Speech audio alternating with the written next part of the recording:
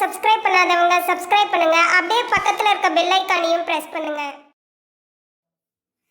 கடகம்ங்கிறது காலபுருஷ தத்துவத்துல 4வது ராசி. இந்த ராசிக்கு அதிபதி சந்திர பகவான் ஆவார். கடகராசிக்குள் புனர்பூச நட்சத்திரம் 4ஆம் பாதம், பூச நட்சத்திரம் 4 பாதங்களும், ஆயில்ய நட்சத்திரம் 4 பாதங்களும் இந்த ராசிக்குள்ள வரும். அதே போல கடகம்ங்கிறது பாருங்க, சரராசி, ஒரு நீர் ராசி, ஒரு பெண் ராசி. கடகராசியினுடைய உருவம் பாருங்க நண்டு. நண்டுக்கு பாருங்க பல கால் இருக்கும். அதே போல கடகராசிக்காரர்கள் பல எண்ணங்கள் கொண்டவர்கள். அதே போல கடகராசிக்காரர்கள் புகழ் பெற வேண்டும்ங்கிற வெறித்தம் இருக்கும். எப்போதும் கடகராசிக்காரர்கள் புகழ் பெற்றவர்களாகவே இருப்பார்கள். அதே போல கடகராசிக்காரர்கள் கிட்ட பாருங்க தன்னம்பிக்கை கொஞ்சம் குறைவா இருக்கும். இவர்கள் தன்னம்பிக்கையை வளர்த்து கொண்டால் வாழ்க்கையில உயர்ந்த இடத்தை பிடிக்க முடியும். அதே போல கடகராசிக்காரர்களுக்கு எதிர்காலத்தை பற்றிய ஒரு பயங்கிறது இருந்துட்டே இருக்கும் வாழ்க்கையில. அதே போல கடகராசிக்காரர்கள் அடுத்தவர்களை எளிதில் நம்ப மாட்டார்கள். எந்த ஒரு காரியத்திலும் தங்களது நேரடி தலையீடு இருக்க வேண்டும்ங்கிற ஒரு எண்ணம் கொண்டவர்கள் கடகராசிக்காரர்கள். அதே போல கடகராசிக்காரர்கள் அடுத்தவங்களுக்கு நிறைய யோசனை சொல்லுவாங்க. ஆனா இவர்களுடைய விஷயத்துல ஒரு சில விஷயத்துல கோட்டை விடக்கூடியவர்களாக இருப்பார்கள் இந்த ராசிக்காரர்கள். ஒரு காரியத்துல அவ்வளவு சீக்கிரம் இறங்க மாட்டாங்க. ஆனா இறங்கிட்டாங்கன்னா ஜெயிக்காம விட மாட்டாங்க கடகராசிக்காரர்கள். அதாவது முயற்சியில பாருங்க வெற்றி பெறக்கூடியவர்கள் கடகராசிக்காரர்கள். அதே போல தர்க்கம் செய்வது, குதர்க்கம் செய்வது இவர்களுக்கு ரொம்ப பிடிக்கும். எந்த தொழில் செய்தாலும் கடகராசிக்காரர்கள் முக்கியமாக பின்பற்ற வேண்டியது நேர்மை மட்டும்தான்.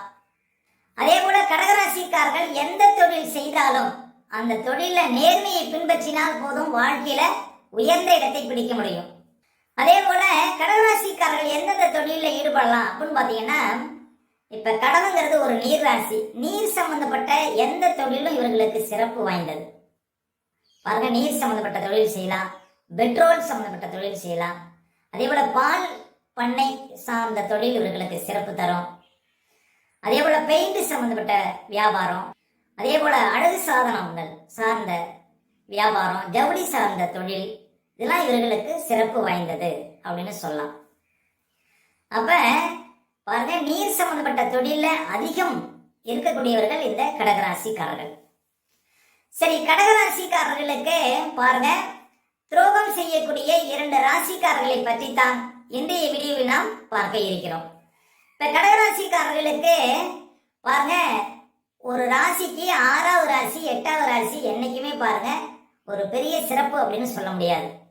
ஏன் அப்படின்னா, ஆதிபத்திய ரீதியில 6ஆம் இட ஆதிபத்தியம் 8ஆம் இட ஆதிபத்தியங்கள் பாருங்க கொஞ்சம் கொடுமையான ஆதிபத்தியங்கள். பொதுவாக 6வது ராசி 8வது ராசினா ஒரு ராசிக்கு மறைவு ராசி, மறைவு ஸ்தானங்கள் அப்படிங்கிறது 6ஆம் இடம் 8ஆம் இடம்.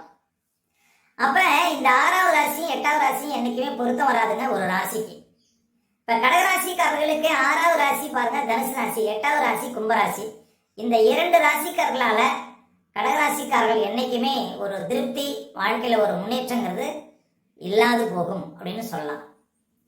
ஏன் அப்படின்னா, 6ஆம் இட ஆதிபத்தியங்கள் கெட்டவை. 6ஆம் இடங்கிறது கடன், நோய், வழக்கு, அதே போல எதிரிகள், எதிர்ப்பு, தவறான முடிவு, தவறான திட்டம், இதெல்லாம் சொல்றது 6ஆம் இடம். அப்ப அந்த 6வது ராசி என்னைக்குமே சிறப்பு தராது.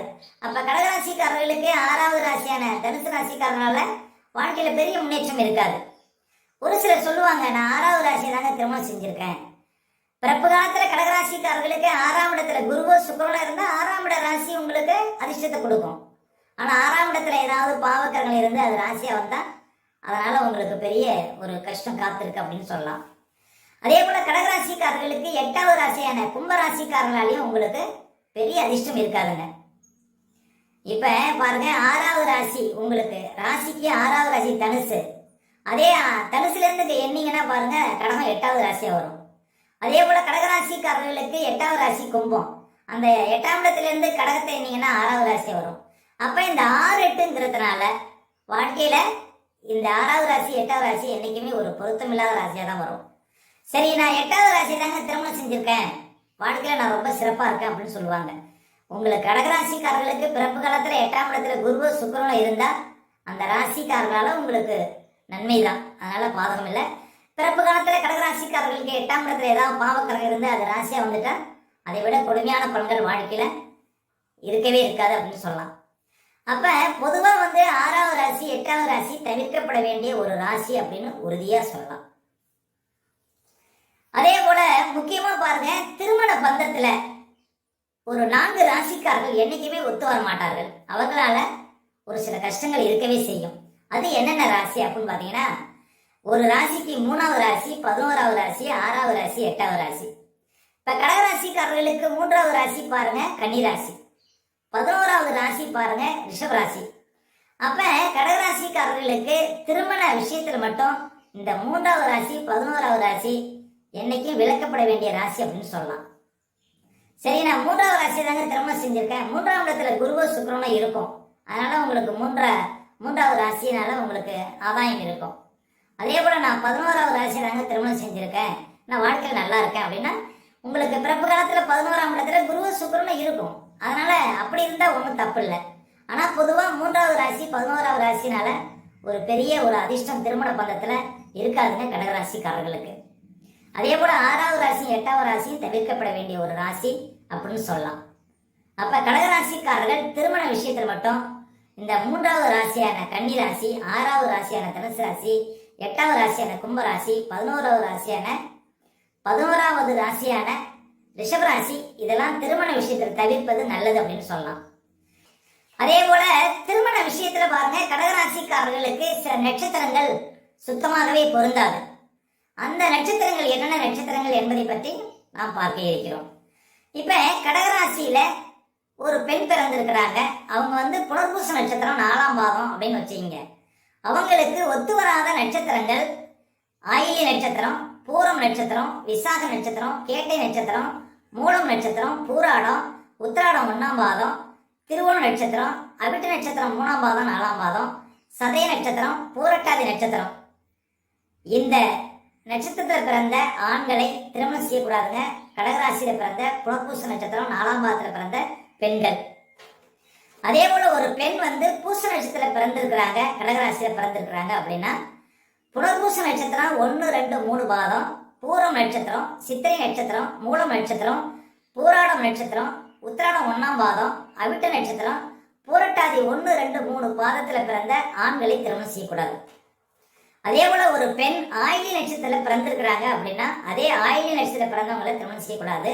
அதே போல பூரம் நட்சத்திரம், கேட்டை நட்சத்திரம், மூலம் நட்சத்திரம், பூராடம் நட்சத்திரம், உத்திராடம் 1ஆம் பாதம், அவிட்ட நட்சத்திரம் 3ஆம் பாதம் 4ஆம் பாதம், சதய நட்சத்திரம், பூரட்டாதி நட்சத்திரம் 1ஆம் பாதம் 2ஆம் பாதம் 3ஆம் பாதம், ரேவதி நட்சத்திரத்தில் பிறந்த ஆண்களை திருமணம் செய்யக்கூடாது.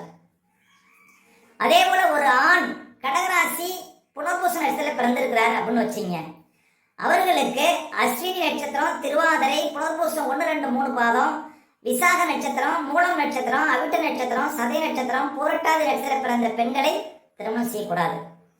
அதே போல ஒரு ஆண் கடகராசி பூச நட்சத்திரத்தில் பிறந்திருக்கிறார் அப்படின்னு வச்சுங்க, அவங்களுக்கு பரணி நட்சத்திரம், திருவாதிரை நட்சத்திரம், புனர்பூச நட்சத்திரம் 1, 2, 3 பாதம், பூரம் நட்சத்திரம், பூராடம் நட்சத்திரம், அவிட்ட நட்சத்திரம், சதய நட்சத்திரம், பூரட்டாதி நட்சத்திரம், உத்திரட்டாதி நட்சத்திரத்தில் பிறந்த பாருங்க பெண்களை திருமணம் செய்யக்கூடாது.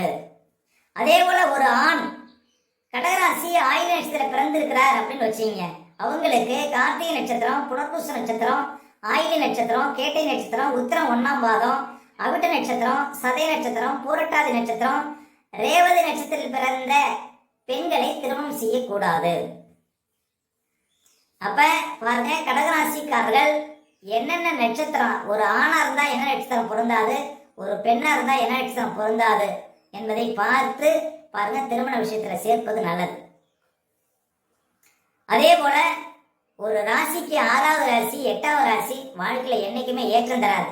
அதுக்கு சில பொருத்தங்கள் இருந்தா சேர்க்கலாம்.